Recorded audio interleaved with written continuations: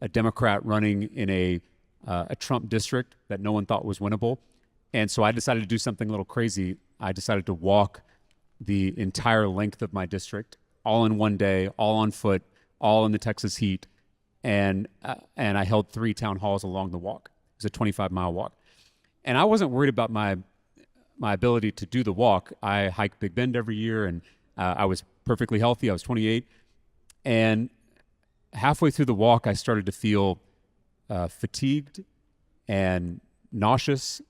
I threw up a couple times along the walk. Somehow I finished the thing. And when I went home, I figured I was just dehydrated and I needed a good night's sleep. I went to bed and I slept for 36 hours straight. And so my family got concerned. They took me to the ER where nurses checked my blood sugar. I don't even know if I'd ever had my blood sugar tested before. And they told me a normal blood sugar is 100 or lower, and mine was 900. So I was in a state of diabetic ketoacidosis, which leads to coma and death without insulin.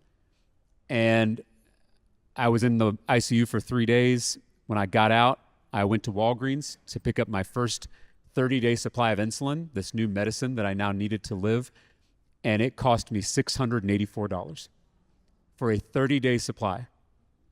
And I didn't have that kind of money, still don't have that kind of money, and so I put it on a credit card.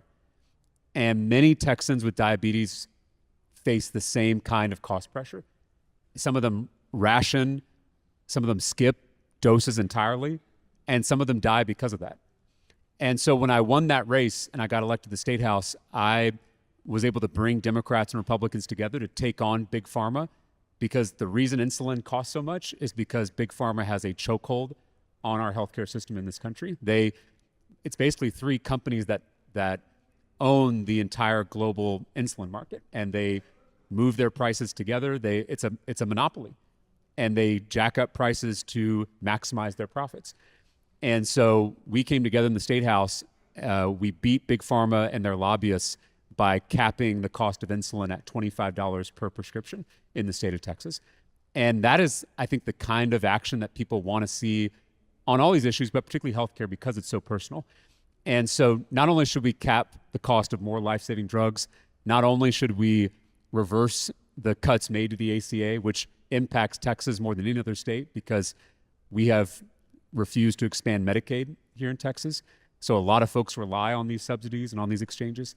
But I think we should go one step further, and we should allow every single Texan, every single American, regardless of their age, the chance to join Medicare.